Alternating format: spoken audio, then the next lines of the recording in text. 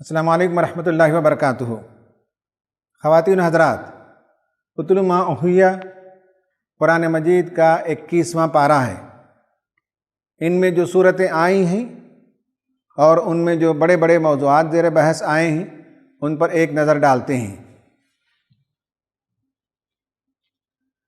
سب سے پہلے سورہ عنکبوت کا باقیہ حصہ ہے۔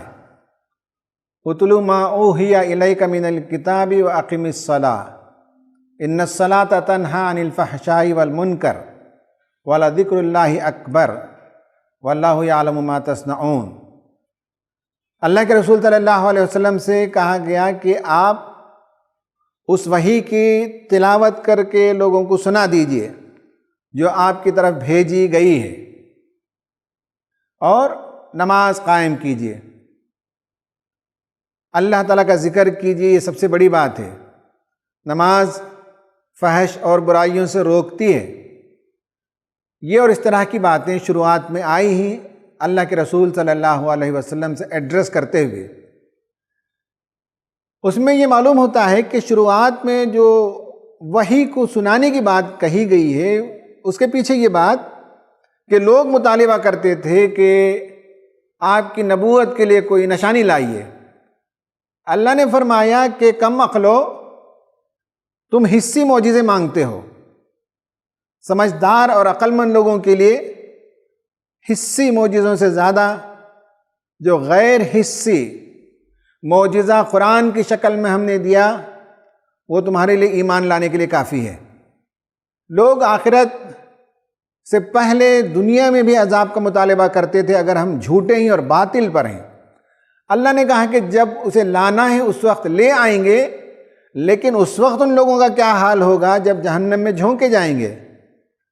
رسول کے انکار کی پاداش میں، اپنی سرکشی کے پاداش میں، اپنے ظالمانہ رویوں کی پاداش میں جہنم واصل ہوں گے تو اس وقت کیا ان پر بیتے گی، انہیں سوچنا چاہیے۔ اور نبی کریم صلی اللہ علیہ وسلم کے پاس بہت سی باتیں لوگ آ کر بناتے تھے، لیکن یہ ہے کہ قیامت کے دن یہ ساری باتیں رفع چکر ہو جائیں گی۔ ربنا ابصرنا وسمعنا فرجعنا نعمل صالحا۔ پروردگار، ہم نے دنیا میں بہت کچھ دیکھ لیا، سن لیا، ایک بار ہمیں دنیا میں واپس لوٹا دے، ہم عمل صالح کر کے آنا چاہتے ہیں۔ یہ ان کا حال ہوگا۔ سورہ روم میں بتایا گیا، الف لام میم غلبت الروم، دو بڑے سپر پاورز تھے، پرشین امپائر اور رومن امپائر۔ ایک جنگ میں رومن امپائر کی شکست ہو گئی تو اللہ تبارک و تعالیٰ نے بتایا کہ کچھ ہی سالوں میں، فی بضع سنین، یعنی 8-10 سال کے اندر پھر وہ غالب آئیں گے۔ اس کے پیچھے ایک واقعہ ہے کہ مکے کے لوگ رومی سلطنت کے مغلوب ہونے پر خوشیاں اس لیے مناتے تھے کہ تم کہتے ہو کہ رسول اور نبی اور وحی ان کے پاس بھی وہ سب کچھ ہونے کے باوجود وہ مغلوب ہو گئے، اور ہم بتوں کی اور ستاروں کی پوجا کرتے ہیں، اور ایرانی بھی کرتے تھے، دیکھو فتح پا گئے۔ تو اللہ نے کہا کہ قوموں کے عروج و زوال اور تاریخ میں کسی کی فتح اور کسی کی شکست، اس کے پیچھے اٹل اصول کار فرما ہوتے ہیں۔ سورہ روم کے بارے میں نے طلباء و نوجوانوں کو بتایا تھا سورہ نحل کا درس دیتے ہوئے کہ قرآن کی ان 2 صورتوں کا انہیں بغور مطالعہ کرنا چاہیے، جس میں بہت ہی شاندار، بہت ہی خوبصورت اور ذہنوں کو جلا بخشنے والے، نالج کے ہورائزن کو وسیع کرنے والی آیتیں ہیں۔ سورہ روم میں پے در پہ اللہ تبارک و تعالیٰ نے نشانیاں بتائی ہیں، اور قرآن بہت سے طریقے سے وَلَقَدْ صَرَّفْنَا لِلنَّاسِ فِي هَذَا الْقُرْآنِ مِنْ كُلِّ مَثَلٍ سمجھاتا ہے، مثالیں دے کر یا واقعات سنا کر، کبھی اللہ تبارک و تعالیٰ جنت کی ترغیب دے کر، کبھی جہنم کے مناظر دکھا کر، طرح طرح سے اللہ تعالیٰ نے قرآن میں بندوں کو سمجھایا ہے۔ سورہ لقمان میں یہ بتایا گیا کہ قرآن کی بڑھتی ہوئی قوت اور دعوت کو روکنے کے لیے کفار و مشرکین نے ایک منصوبہ بنایا، اور کہانیوں کی اور گانے بجانے کی محفل وہ سجایا کرتے تھے۔ بہرحال اس سے اسلام کی دعوت رکنے والی نہیں ہے۔ لقمان علیہ السلام کا تذکرہ آیا، ایک وائز آدمی گزرے تھے عرب میں، انہوں نے اپنے بچے کی تربیت کے سلسلے میں جو باتیں کی وہ بتایا۔ پھر یہ بات آئی کہ اللہ تبارک و تعالیٰ کی حمد و ثنا کبھی ختم ہونے والی نہیں، سارے سمندر کو اینک بنا لیں اور 7 ٹائمز مور ملٹیپلائی کر لیں اور جنگل کے درختوں کو نب بنا لیں، اللہ تعالیٰ کی تعریف لکھنا شروع کریں، سیاہی ختم ہو جائے گی، درخت ختم ہو جائیں گے، لیکن اللہ تعالیٰ کی تسبیح ختم ہونے والی نہیں ہے۔ پھر اس کے بعد فرمایا people remember God when they are trapped, سمندر کے سفر میں جب پھنس جاتے ہیں تب اللہ تعالیٰ کو یاد کرتے ہیں۔ پھر فرمایا ہی ہیز ایبسلیوٹ نالج، ان اللہ عندہ علم الساعۃ وینزل الغیث ویعلم ما فی الارحام، کہا کہ پروردگار ہی کے پاس ہے ایبسلیوٹ علم، آخرت کب آئے گی صرف اسے معلوم ہے، کسی اور کو نہیں معلوم ہے، بارش کب برسے گی، کتنی مقدار میں برسے گی، سارے اندازے ہیں، لیکن حقیقت اللہ تعالیٰ جانتا ہے۔ ماں کے پیٹ میں جو بچہ پرورش پا رہا ہے وہ کیسا ہوگا، کیا خوبیاں لے آئے گا، کیا صلاحیتیں لے کر آئے گا، کب تک زندہ رہے گا، دنیا میں وہ مفید ہوگا یا مفسد ہوگا، کوئی نہیں جانتا۔ کل انسان کیا کمائے گا اور اس کی موت کی سرزمین میں واقع ہونے والی ہے، اس کا کسی کو علم نہیں ہے سوائے اللہ تبارک و تعالیٰ کے۔ پھر اس کے بعد سورہ سجدہ میں بتایا کہ اللہ تعالیٰ زمین و آسمان کا نظام سنبھالے ہوئے ہیں اور انسان آخرت کے دن پچھتائے گا، اور خدا سے ڈرنے والے راتوں میں اٹھتے ہیں، تہجد کا اہتمام کرتے ہیں، ان کی پیٹیں بستر سے نہیں لگتی، اور کہا کہ وَلَنُذِيقَنَّهُم مِّنَ الْعَذَابِ الْأَدْنَىٰ دُونَ الْعَذَابِ الْأَكْبَرِ، ایک بڑے عذاب سے پہلے ہم چھوٹے چھوٹے عذاب بھیجتے رہتے ہیں، تکلیفیں بھیجتے ہیں، مسائل بھیجتے ہیں، تاکہ لعلہم یرجعون، لوگ خدا کی طرف لوٹیں۔ اور بنی اسرائیل کا واقعہ یا دیگر قوموں کا واقعہ جو بیان کیا گیا اسے لرن کریں، اور آسمان سے بارش ہوتی ہے اور زمین سے دانے اور پودے اگتے ہیں، ان سب میں تمہارے لیے غور و فکر کا سامان موجود ہے۔ سورہ احزاب میں سوسائٹی کے لیے بعض اصول بتائے گئے ہیں اور جنگ احزاب کا تذکرہ آیا ہے، اور نبی کریم صلی اللہ علیہ وسلم مسلمانوں کے لیے ماڈل ہیں، یہ باتیں آئی ہیں۔ خواتین و حضرات، اس پر ہماری یہ بات ختم ہوتی ہے، تھیمیٹک سٹڈی ختم ہوتی ہے۔ اب ہم آتے ہیں آج کے کی پر بات کریں گے، اور آج جس کی پر بات کریں گے بہت بہت امپورٹنٹ ہے، خاص کر جو قرآن کے طالب علم ہیں انہیں معلوم ہونا چاہیے کہ قرآن کو سمجھنے کے لیے the most important کی عقل ہے، انٹلیکٹ ہے۔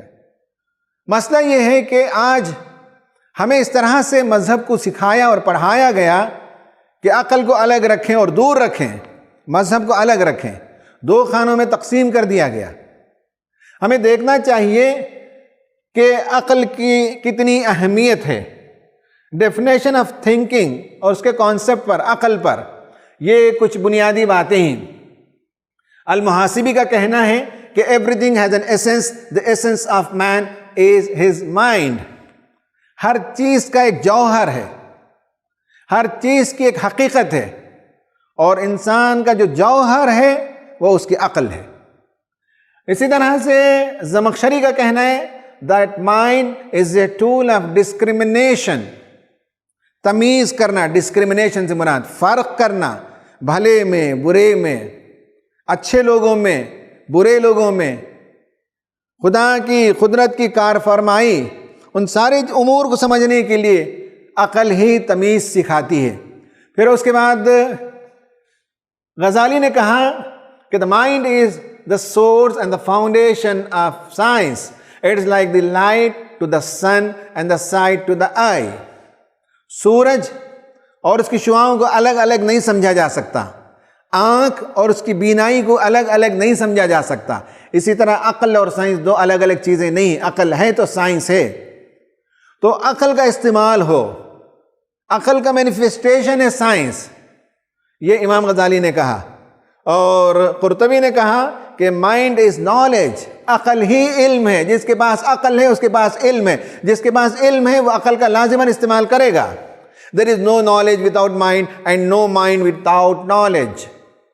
یہ عقل کی اہمیت پر میں نے 4 بڑے اقوال آپ کے سامنے پیش کیے۔ اب ہم آتے ہیں کہ قرآن عقل کے استعمال پر ہمیں کیسے ابھارتا ہے۔ اس سلائیڈ میں گفتگو کرنے سے پہلے ہم حسب معمول ایکسپرٹ کا اوپینین لیتے ہیں۔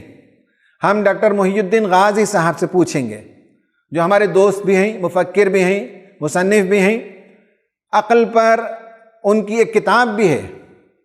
ان سے پوچھتے ہیں کہ قرآن کو سمجھنے میں عقل کا کیا دخل ہے؟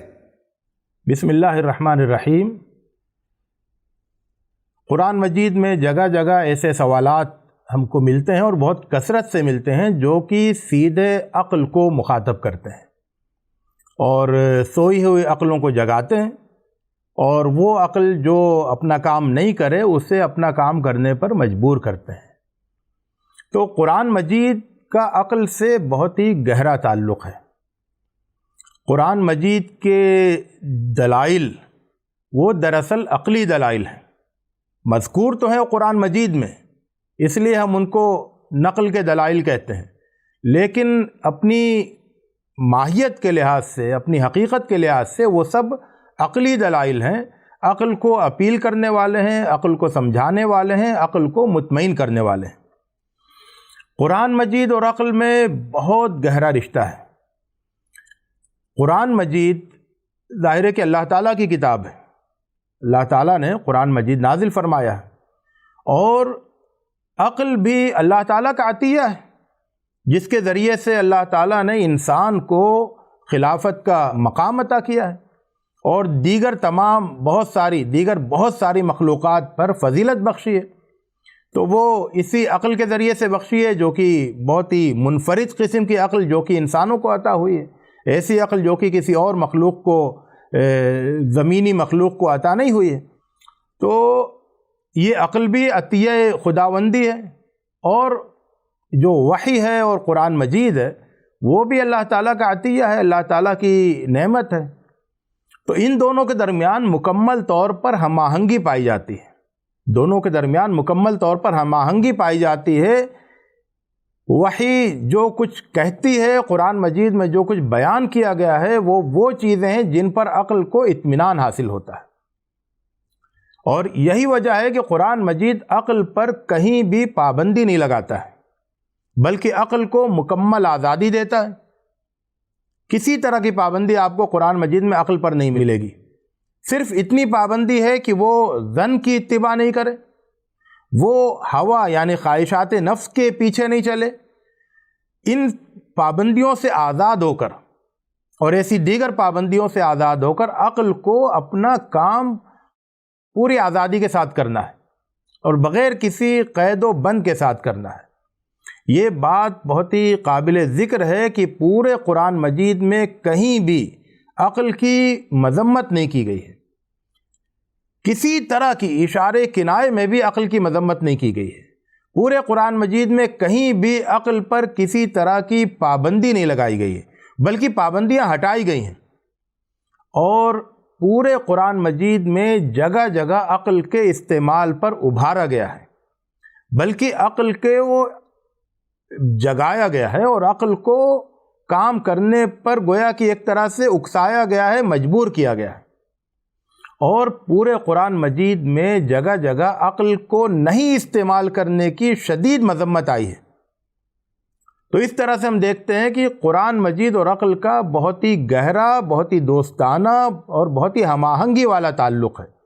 کسی بھی کتاب کا عقل سے اتنا گہرا رشتہ نہیں ہے جتنا قرآن مجید اور عقل کا ہے، اور کسی بھی کتاب میں عقل کے استعمال پر اتنی زیادہ عقل کے استعمال کی اہمیت کو نہیں بیان کیا گیا ہے، اس پر اتنا زور نہیں دیا گیا ہے جتنا زور قرآن مجید میں دیا گیا ہے۔ تو ہمیں چاہیے کہ جس طرح سے ہم قرآن مجید پر اللہ تعالیٰ کا شکر ادا کرتے ہیں اور اس میں ہدایت تلاش کرتے ہیں، اسی طرح سے عقل کی نعمت پر بھی اللہ تعالیٰ کا شکر ادا کریں اور قرآن مجید کو سمجھنے میں عقل کا بھرپور استعمال کریں۔ یہی قرآن مجید کا حق ہے اور یہی عقل شریف کا حق ہے۔ اللہ رب العزت ہمیں اس کی توفیق عطا فرمائے۔ وآخر دعوانا الحمدللہ۔ خواتین حضرات، آپ نے سنا ڈاکٹر غازی صاحب سے کہ عقل بہت ہی اہم ترین چیز ہے، عقل کے استعمال کے بغیر قرآن کچھ سمجھا نہیں جا سکتا۔ حق اور باطل میں تمیز کرنے والی شے عقل ہے. جو لوگ گمراہ ہو گئے، عقل نے گمراہ کر دیا، تو عقل گمراہ کرتی بھی ہے تو عقل ہی سے پہچانا جا سکتا ہے. اب آپ دیکھیے کہ number 1، Quran is not the book of science but it is the book of science. Quran science نہیں سکھاتا، البتہ آیات پیش کرتا ہے غور و فکر کے لیے. سورج کو دیکھو، چاند کو دیکھو، زمین کو دیکھو، میاں بیوی کے جوڑوں کو دیکھو، بے شمار نشانیاں پیش کرتا ہے. ہم آگے کی سلائیڈ میں بتائیں گے. غور و فکر کرنے والوں کے لیے، عقل کا استعمال کرنے والوں کے لیے. قرآن ایڈریسز انٹیلیکٹ، بار بار عقل کو اپیل کرتا ہے. بتاؤ 2 خدا ہوتے تو کیا ہوتا؟ بتاؤ کہ اگر خدا تعالیٰ کی طرف سے نازل کردہ کتاب قرآن نہیں ہے تو قرآن کے اندر کانٹرڈکشن تم ضرور پاتے، نکال کر تو دکھاؤ. تم کہتے ہو کہ محمد صلی اللہ علیہ وسلم مجنون، نعوذ باللہ. غور کر کے بتاؤ کہ مجنون کی کیا کیفیت ہے. بہت سے امور میں اللہ تعالیٰ نے ایڈریس کیا انٹیلیکٹ کو، عقل کو ایڈریس کیا. نمبر 3 ہے کہ Quran has nowhere questioned about mind. Quran نے بتایا نفس سے ہوشیار رہیں. قرآن نے یہاں تک بتایا بیوی سے ہوشیار رہیں، بچوں سے ہوشیار رہیں. یہ تمہاری آخرت برباد کر سکتے ہیں، یہ تمہارے لیے آزمائش ہیں. لیکن عقل کے بارے میں کہیں ایک مرتبہ بھی نہیں کہا کہ عقل سے ہوشیار رہنا، عقل تمہیں گمراہ کر دے گی. قرآن میں کہیں نہیں ہے. قرآن میں جب بھی عقل کا ذکر آیا ہے تحسین کے لیے آیا ہے، اس کی عظمت بیان کرنے کے لیے آیا ہے. تو قرآن میں عقل کو بڑی اہمیت دی گئی ہے. Number 4، there is no contradiction in عقل and شریعہ. ہمارے علماء نے اس پر بہت کام کیا ہے. شریعت کے مقاصد بیان کیے ہیں. شریعت پر جو کتابیں لکھی گئی ہیں ان سب میں ریشنل اپروچ پایا جاتا ہے. کوئی بھی آدمی اسلام کا کٹر مخالف بھی پڑھ لے، انٹلیکچول لیول پر ہمارے فقہاء نے ڈیبیٹ کیا ہے. شریعت میں اور عقل میں کہیں تضاد نہیں ہے، تصادم نہیں ہے، کنٹرڈکشن نہیں ہے. Number 5، intellect can be developed by pondering over Quran. اور عقل کو بڑھانے کا ذریعہ قرآن ہے. ہمارے اس درس کو سننے والے خاص کر طلبہ نوجوانوں میں بتاؤں گا کہ قرآن کو جتنا آپ پڑھیں گے اتنا آپ ذہین ہوں گے، اتنا آپ کا انٹلیکچول گروتھ ہوگا، اتنا آپ کو سمجھنے کے نئے نئے ڈائمنشنز ملیں گے. ہیومن بیہیویئر سے لے کر سائنس تک اور سوشل سائنسز اور سماجی معاملات، ہر چیز میں آپ درک پیدا کریں گے. عقل کی ترقی اور عقل کی نشو و نما قرآن میں مضمر ہے. اور sight through the eyes and insight through the heart. آنکھوں سے انسان دیکھتا ہے لیکن اصل بھی نہیں تو قلب کی ہے. عقل اور قلب، اس کی ایک لمبی بحث ہے، ابھی اس میں نہیں جائیں گے ہم.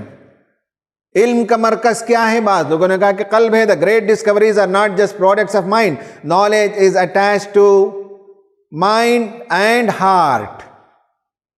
علم کا تعلق عقل سے بھی ہے اور قلب سے بھی ہے. The heart is a place of knowledge. یہ علمی مباحث ہیں اور آج کے اس لیکچر میں موقع نہیں ہے کہ ہم تفصیل سے بتائیں کہ ان دونوں میں کیا فرق ہے. اب اس کے بعد آئیے، یہ امپورٹنٹ سلائیڈ ہے اور ہمارے قرآن کے طلباء کو اس پر غور کرنا چاہیے. عقل کا کیا استعمال ہے قرآن میں؟ قرآن نے کیسے انکریج کیا، ایگزارٹ کیا اس کے ریڈرز کو؟ نمبر 1، اس کو سائنٹیفک اپروچ کہتے ہیں. یہ عقل کا طریقہ ہے، ایکسپریمنٹیشن. انسان ایکسپریمنٹیشن کرتا ہے. پانی میں ڈوبتا رہا ایک آدمی اور باڈی کے ویٹ کے مطابق واٹر ڈسپلیس ہوتا ہے باتھ ٹب سے. اس ایکسپریمنٹ کے بعد اس نے آبزرو کیا تو آرکیمیڈکس پرنسپل نکلا. درخت سے پھل گرتے رہے ہیں، اس سے انسان نے فائنڈ آؤٹ کیا گریویٹیشنل پل کو. نمبر 1 یہ ہے کہ عقل کا استعمال ہوتا ہے ایکسپریمنٹیشن میں. Number 2، observation. اللہ تعالیٰ نے 5 سینسز دیے. ان 5 سینسز کا استعمال کر کے انسان کائنات کے بارے میں، دا ورلڈ اراؤنڈ یو کے بارے میں انفارمیشن لیتا ہے اندر. Through seeing, through hearing, through touch, through taste and through smell. یہ تو عام زبان میں کہتے ہیں، اگر ٹیکنیکل ورڈ میں کہا جائے تو ویکاک کہتے ہیں، ویژول، آڈیٹری، کینیسیٹک اور اولفیکٹری، گوسٹیٹری۔ یہ 5 سینسز استعمال کر کے عقل کے ذریعے انالائز کریں اور حقیقتوں کو دریافت کریں، قرآن نے اس کی تعلیم دی ہے۔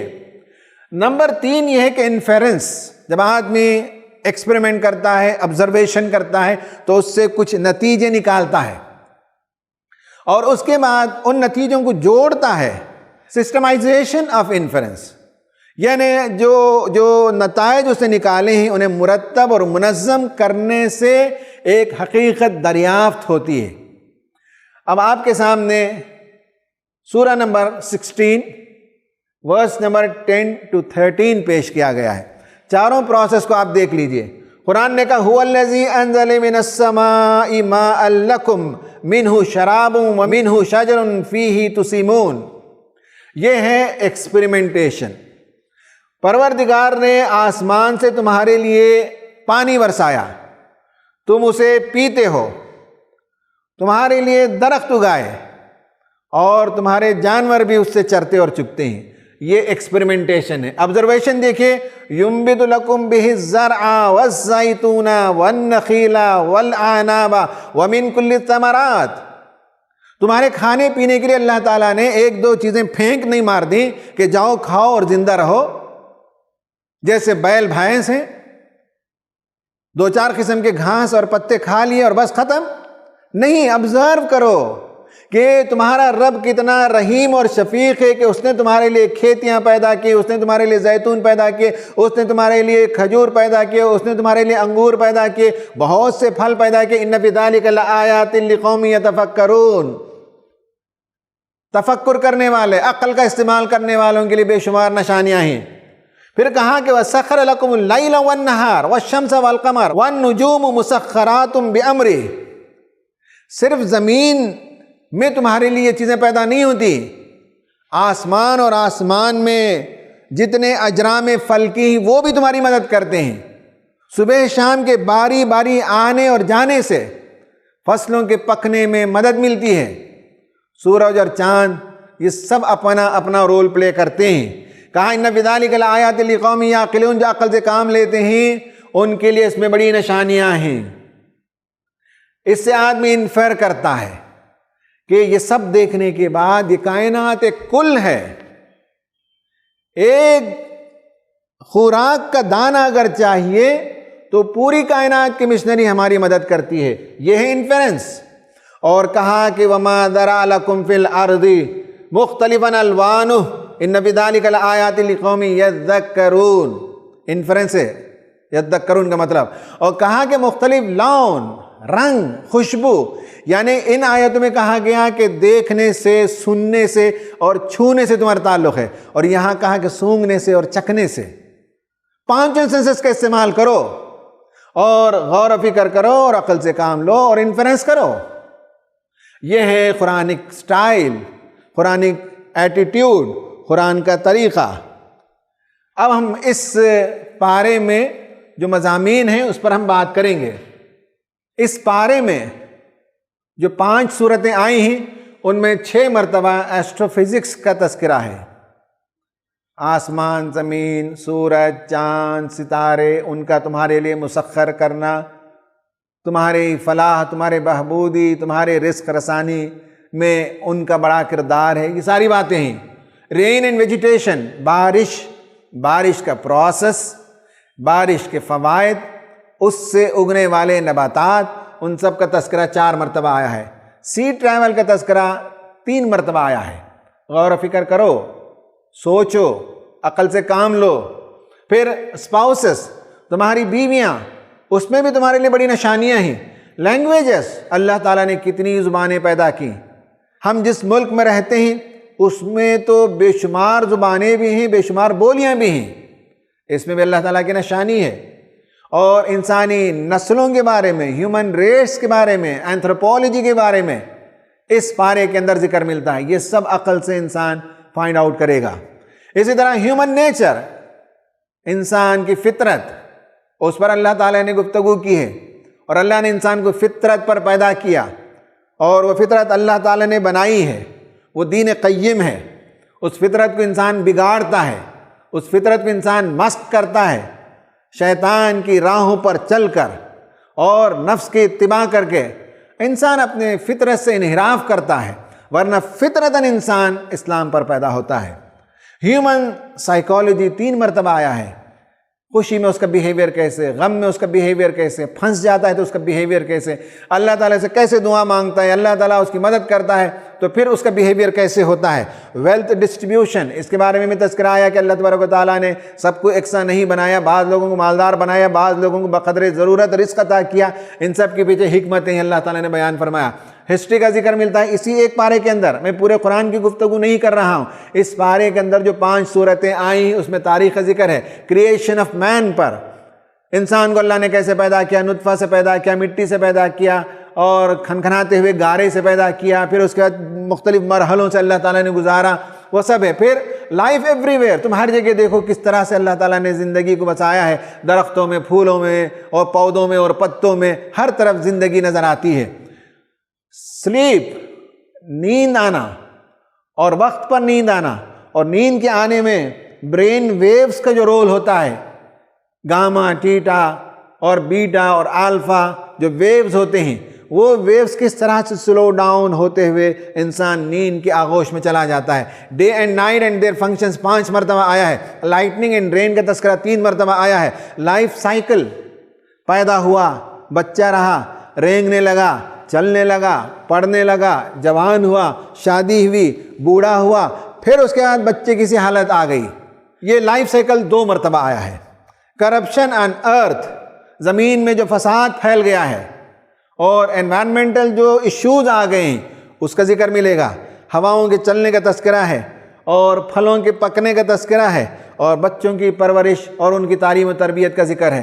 یہ ایک پارے کے اندر عقل کا استعمال اور اس کے لیے نشانیاں، ان نشانیوں پر غور و فکر کرنے کی تعلیم و ترغیب بہت شاندار طریقے سے اگر آپ پڑھنا چاہیں تو پڑھ سکتے ہیں اور انسپائر ہو سکتے ہیں۔ خواتین و حضرات، عقل کا استعمال کتنا امپورٹنٹ ہے، کتنا ضروری ہے۔ عقل کے بغیر قرآن کو سمجھ نہیں سکتے۔ قرآن میں بے شمار نشانیوں کو اللہ تعالیٰ نے جو دکھایا اور بتایا اور غور و فکر کرنے کی دعوت دی ہے، ان سب میں عقل کا استعمال بہت ضروری ہے۔ Do you use intellect in matters of religion? کیا آپ دین کے معاملے میں عقل کو استعمال کرتے ہیں؟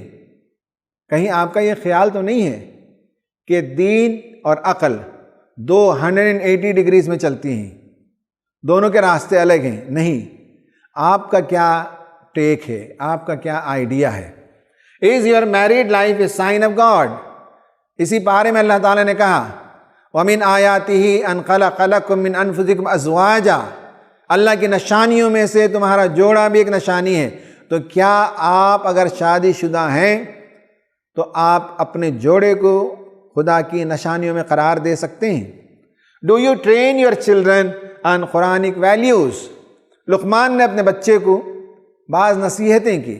بچوں کی پرورش میں لاڑ و پیار اور صرف ان کی مادی ضروریات کی تکمیل کر دینا ہی ضروری نہیں ہے، سب سے زیادہ ضروری اور سب سے زیادہ اہم ویلیوز ہیں، اقدار ہیں۔ آپ اپنے بچوں کی تربیت میں کیا اقدار کو سامنے رکھتے ہیں؟ خواتین و حضرات، اس پر آج ہماری بات ختم ہوتی ہے۔ اللہ تعالیٰ سے دعا ہے کہ قرآن کو سمجھنے میں عقل کا استعمال کرنے کی توفیق عطا فرمائے۔ آمین۔ وآخر دعوانا ان الحمد للہ رب العالمین۔